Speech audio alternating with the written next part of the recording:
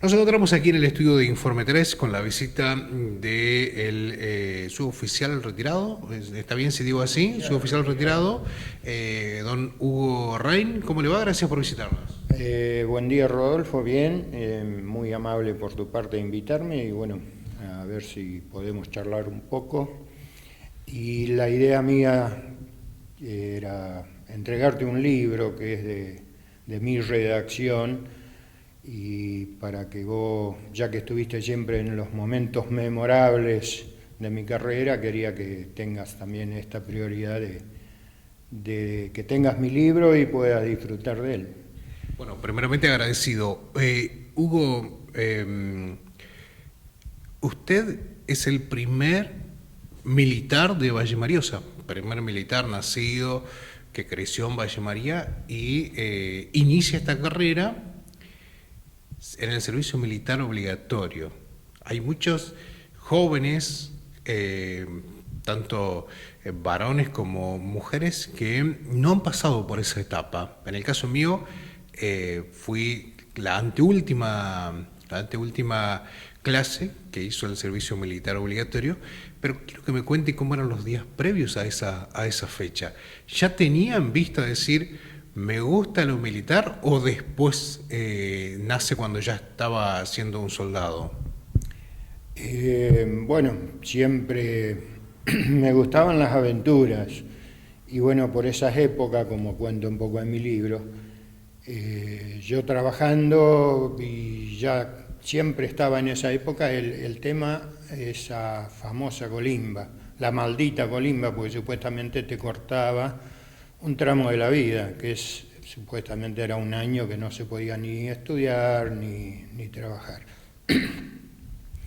Bueno, me tocó, y después de trabajar 5 años en lo de Pepe Craneviter, allá en La Tablilla, y bueno, me tocó la colimba y bueno, me fue entusiasmando, y bueno, después pasó el tema del Beagle con Chile.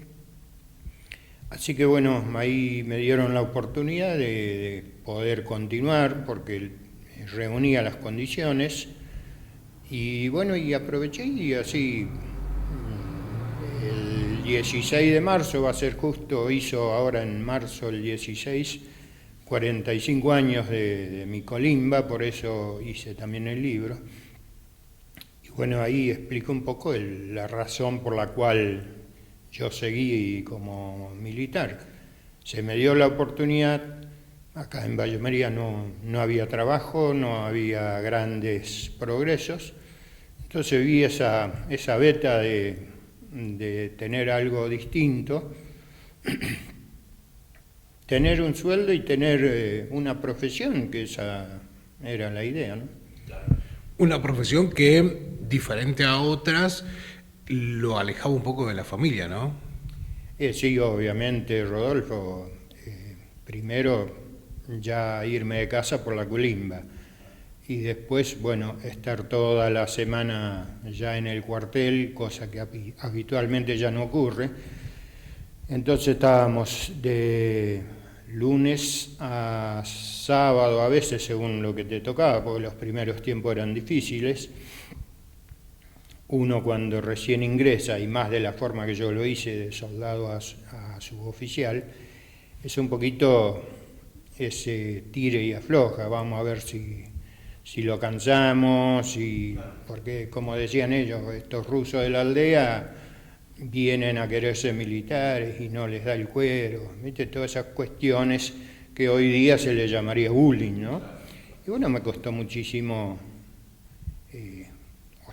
me costó tener que aguantármelas, y bueno, y lo aguanté porque los primeros 2 años eran los más complicados, que una vez que terminaban esos 2 años, teníamos que ir a Campo Mayo a hacer nuestro perfeccionamiento para después poder firmar un contrato ya de 3 años, digamos, ¿no?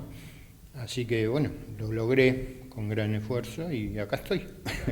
Dicen que las madres principalmente eran las que más sufrían a la hora de el famoso sorteo, ¿no? Del sorteo que se hacía, que se transmitía por radio en ese momento, que salía publicado en los diarios. Dicen que las madres principalmente eran como que sentían ese momento como algo duro porque sabían que su hijo, porque, a ver, hay que ser realistas, las mamás y por allí los papás, por más que los hijos crezcan, siempre siguen siendo como niños, como jóvenes y demás. Entonces sufrían mucho porque no querían que a su hijo le toque el servicio militar obligatorio, independientemente si el hijo por allí quería hacerlo o no. Digo, ¿cómo lo vivió su mamá en ese momento? Después cuando ya, no solo que se iba a hacer el servicio militar obligatorio el hijo, sino que después iba a ser ya parte del ejército. Y sí, viste, como toda madre, estaban sentadas con la radio prendida a ver qué número te tocaba, porque también estaba el tema ese que si te tocaba Marina eran 2 años fuera de casa. Y bueno, pero ya estaba un poco acostumbrada porque todos mis hermanos varones han hecho la colimba. Mi hermano mayor en Diamante, mi hermano Juan en Buenos Aires la hizo en Río Gallegos. Y bueno, mi hermano Mario la hizo acá en el Paracagua, en Paraná, así que ya un poco que estaba entrenada, digamos, para eso. Y bueno, y después cuando ya estuve en la colimba, obviamente extrañando como toda madre, yo ya después le dije, mirá, me pasa esto, me dieron esta posibilidad, ¿a ustedes qué les parece? Porque siempre consultaba con mis padres. Y bueno, me dicen, si a vos te parece bien, hacelo. Y papá también dijo, bueno, si vos te la aguantás y lo querés hacer, hacelo, pero tenés siempre en cuenta, ser respetuoso y amable con todos, no te hagas el capito porque te van a rajar. Bueno, y acá estamos.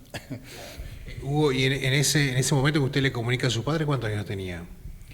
Y yo tenía en esos 18 años, porque ya era en diciembre, pues yo digo justo en pleno problema de Chile, por eso también eran un poco reacios a decirte sí, hacelo, porque ya estábamos tipo en guerra y bueno, y antiguamente decían, vos elegís esa carrera y cuando entramos en guerra, ¿qué pasa? ¿Vos pensaste en eso? Y bueno, pero viste, son reglas del juego de la vida, si te toca, te toca. Así que, pero bueno, aceptaron bien y bueno, arranqué nomás. ¿Y cómo vive un soldado que recién ingresa al ejército lo que estaba pasando en el Beagle en el año 1978? Y esto hay que remarcar también porque no es como hoy, que hoy tenemos las noticias casi en directo. La guerra de Rusia, cuando comenzó, Rusia-Ucrania, era como que, siempre digo, desde el año 2013, la guerra de los aliados con Irak, esa guerra fue televisada casi, prácticamente, en directo, lo veíamos, se veía de todo el mundo lo que pasaba. Pero hoy en día con la tecnología que hay, uno va a conocer las noticias de primera mano, a veces incluso antes que la anuncien el ejército, los presidentes y demás, ya se conoce la noticia. Pero ¿cómo se vivía en ese momento las noticias en el 78 y para usted siendo un joven que recién estaba por ingresar en esta carrera o estaba ingresando? Y siempre digo, si no hubiera hecho el servicio militar no me enteraba de que había un conflicto con Chile por el tema territorial. Y bueno, pero nosotros ¿cómo lo vivíamos? No sé en casa por intermedio de la radio seguramente, pero nosotros estando dentro del cuartel generalmente uno estaba muy bloqueado con el tema información, excepto que veías algo en la tele o en la radio en casa. Así que, pero bueno, la vivíamos con ese nerviosismo y esa incertidumbre siempre, qué está pasando, qué va a pasar y cómo lo vamos a enfrentar. Sé que estábamos preparando los equipos y los grupos de soldados que íbamos a ir al sur, pero con una normalidad como todo soldado, ¿viste? O sea, emanan órdenes, vos las tenés que recibir, se organizan, se reciben y se ejecutan, pero de ahí en más tampoco tenés otra preocupación que no sea esa, ¿viste? ¿Y la guerra de Malvinas? Bueno, la guerra de Malvinas fue un caso excepcional, justo estábamos con la clase creo que 62 en Diamante, porque íbamos al centro de rehabilitación mental, que era un viejo cuartel, usábamos ese terreno para las instrucciones de los soldados clases nuevos incorporados. Bueno, ese día estábamos en plena ejecución de la primera condición de tiro de esa clase y nos enteramos ahí en el medio del polígono de tiro de que se había recuperado las Malvinas. Así que ahí llegaron las órdenes de Paraná, que había que suspender la actividad, replegar en el curso del día y del otro, material y soldados. Bueno, volvimos a Paraná al otro día, se dio de licencia a toda la clase nueva incorporada y ya se estaban incorporando clases anteriores que estaban dadas de baja y se estaba organizando todo para un posible viaje a Malvinas. Bueno, ahí empezaron a traerse todos los vehículos de combate de los tanques de Concordia, Chacarí, Gualeguaychú, Rosario del Tala, que está el regimiento de artillería. Se convocaban acá en el ferrocarril de Paraná, de acá se cruzaba el túnel, se cargaba el barco. Bueno, habrán pasado 3-4 días, ya el barco estaba listo para zarpar, y bueno, llegó la orden de que no íbamos a ir la brigada blindada, justamente por los blindados que no son aptos para terreno malvinense, y bueno, descargamos todo y quedamos ahí con esa, no sé si bronca, o, perdón por la palabra, la calentura, es decir, ¿por qué no vamos nosotros también si elegimos esto, nos preparamos para esto? Y bueno, las órdenes son así que permanecimos acá en Paraná y bueno, sí se vivieron grandes momentos de júbilo con la gente, a pesar de que rompieron todas las calles ahí en Racedo los tanques, que son 30 toneladas de hierro que con las orugas rompían todo. Pero éramos un solo corazón, ejército y pueblo, así que eso era lo más maravilloso. Y bueno, con la pequeña excepción de no haber podido participar. Claro. Esa era. Claro. Sabemos que también ha estado con los cascos azules haciendo misiones de paz en Chipre y en Haití, ¿no? Chipre creo que fue primero y Haití después, o al revés, pero justo en Haití fue cuando después del terremoto, después de ese brote de cólera que tuvieron ahí, o estoy mal en el tiempo. No, mi primera misión de paz fue en el 94, que me fui a Croacia. Esa fue mi primera intervención como casco azul. Luego, en el 2003, me tocó Chipre, entre Grecia y Turquía, el problema de Grecia y Turquía. Y después, sí, el último fue en el 2010 para 2011 en Haití, luego del terremoto. Ahí puedo decir también que fue una cuestión de suerte, porque yo tenía que haber ido en la comisión anterior. Y bueno, el jefe no quería que fuera, me dice, no, vas a ir en la próxima. Y bueno, pasó el terremoto y después me tocó ir justo cuando había pasado el tema del terremoto. Por eso la comisión que estaba tuvo que quedarse 2 o 3 meses más y después fuimos nosotros. Haciendo un poco y mirando un poco imaginariamente el mapa, digo, 3 países que no hablan en castellano para manejarse con idiomas diferentes también. De hecho, unos hablan francés, al menos ahí en Haití, o tienen un dialecto propio, pero creo que la lengua oficial es el francés. En Croacia otro, en Chipre otro. Y sí, es un poco para reírse, pero uno sobrevive y se entiende. Por eso yo siempre decía, parecemos los cowboys hablando con los indios, porque era más seña que otra cosa.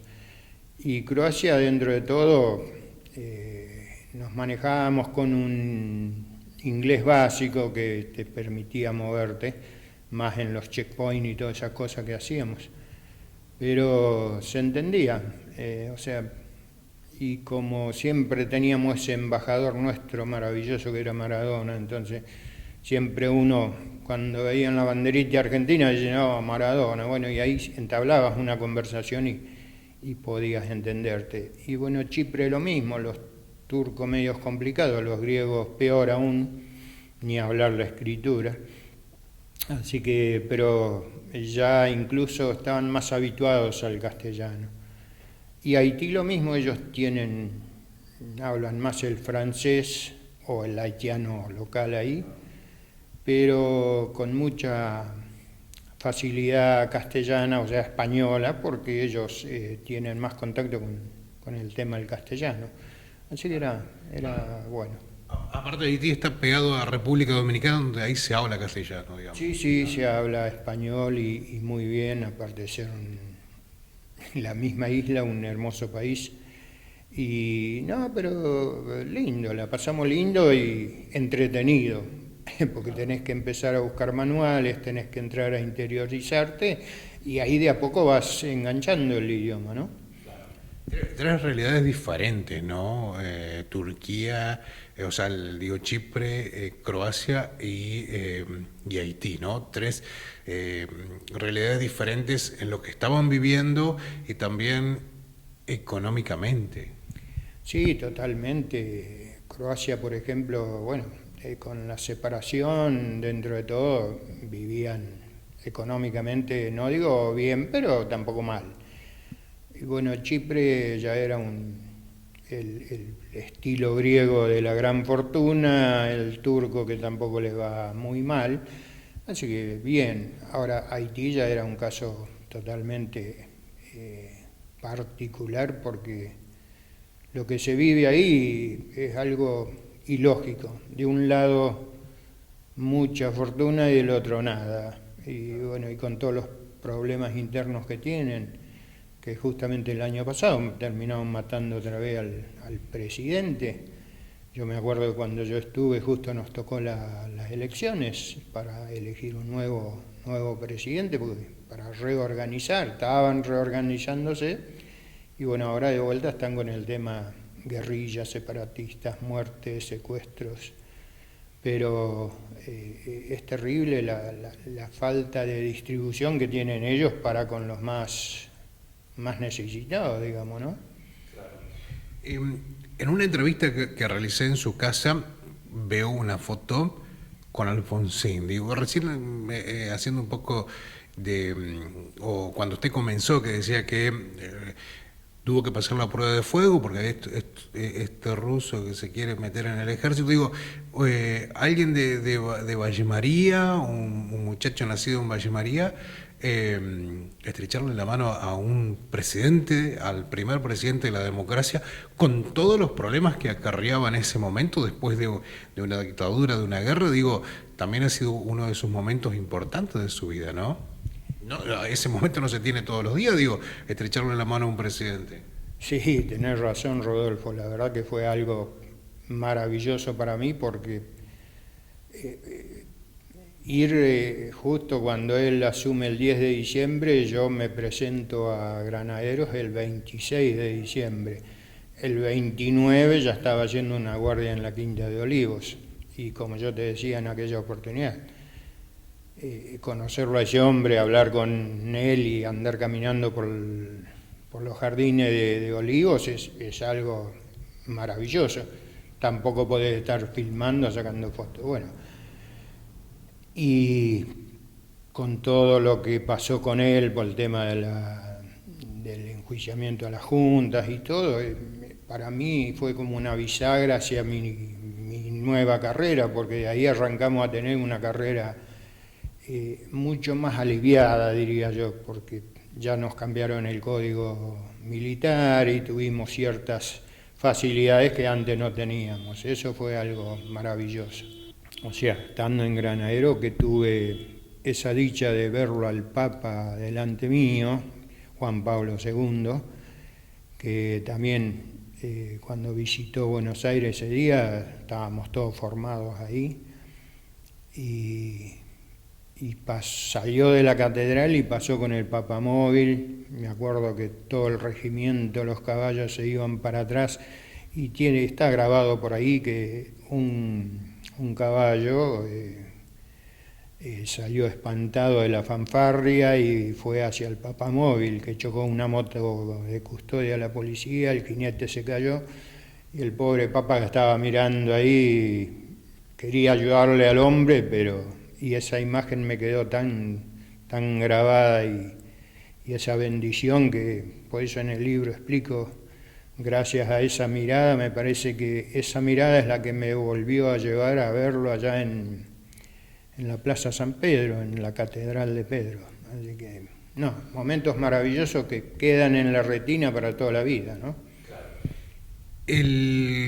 Cuando llega la fecha de su retiro, digamos, no es que hoy le dijeron, bueno, a la hora de las 10 de la mañana tenés que presentarte porque te retiras, sino que ya está previamente. ¿Cómo son esos días previos, sabiendo que toda su vida o gran parte de su vida estuvo dedicada a esa profesión, a diferentes misiones, y llega el momento donde hay que levantar todas las pertenencias e irse? ¿Y el soldado termina su misión ahí o es soldado siempre? Y es un poco difícil, uno tiene ya la notificación un tiempo antes y uno ya se va a ir preparando, medio que se va despidiendo de sus pequeñas pertenencias que tiene ahí, nunca te desprendes del corazón de la institución y bueno, y cuesta adaptarse, pero llega el día que tenés que ir con el uniforme de diario que le llamamos nosotros, el uniforme de gala, porque ese día es la última.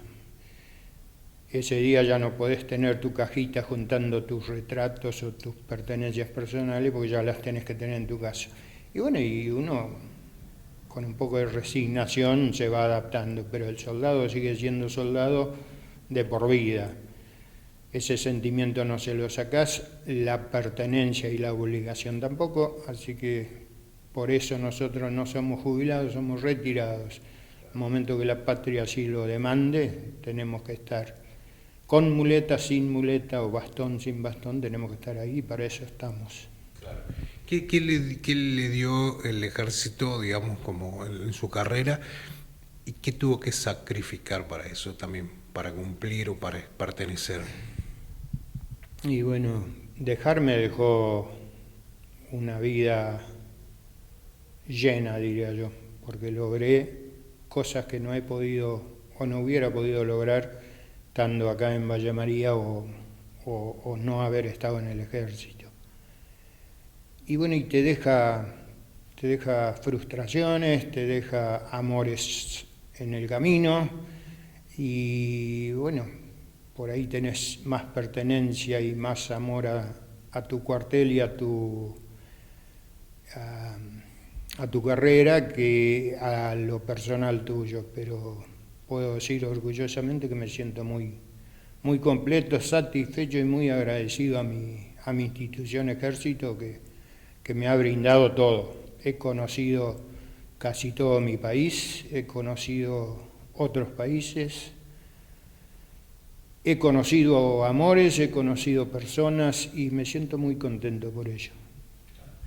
La última, de niño, ¿qué quería ser cuando sea? De niño siempre decimos, yo quiero ser, de hecho una vez hice un estudio que un gran porcentaje de los niños querían ser astronautas en alguna época de su vida. Digo, yo siempre quise ser periodista, a los 10 años por allí ya soñaba con ser periodista. La vida me ha premiado, digo, dándome la oportunidad, pero también la fui buscando. Hubo Reina en la escuela, cuando iba a la escuela primaria, cuando se juntaba con amigos y por ahí una charla de qué quiero ser cuando sea grande, qué quería ser. Mi gran sueño siempre fue ser mecánico. Yo quería ser un mecánico a toda costa y bueno, tanto es así que mi madre me impulsó a inscribirme en esos famosos SEAC que aparecían antes, que eran estudios por correspondencia de mecánica. Bueno, tanto es así que durante un año largo también estuve estudiando eso, me llegaban los folletos, me llegaban las pruebas, pero bueno, después se disolvió con el tema de estar trabajando y después la colimba y bueno, ahí quedó. Pero hasta hoy día, si tendría la posibilidad de ser mecánico, sería mecánico.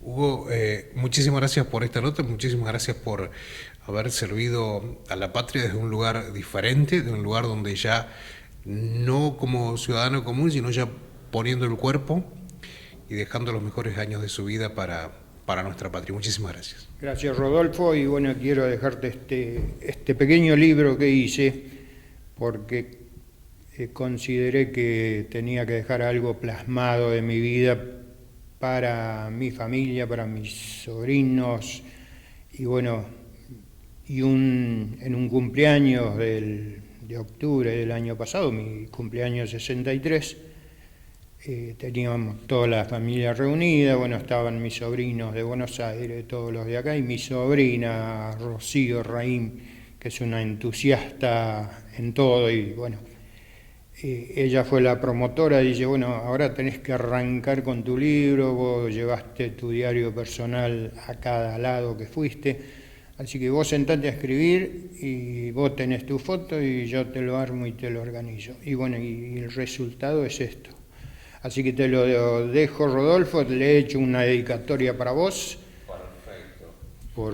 Y muchas gracias por siempre darme esa posibilidad de expresar lo mío, que fue mi carrera, y bueno, ahora este libro. Espero que sea de tu agrado y puedas disfrutarlo cuando lo leas. Muchísimas gracias. Las huellas de un soldado, así se llama el libro. Y qué linda la portada, ¿no? La portada, la verdad que muy interesante. Muchísimas gracias, Hugo. Una parte de Vieja Valle María, claro. Y bueno, un lugar donde he estado, así que muchas gracias, Rodolfo, y que tengas un buen día. Un saludo grande a todos los de Valle María. Me sentí muy orgulloso el día domingo en la nueva plaza que inauguramos, la Plaza de las Malvinas.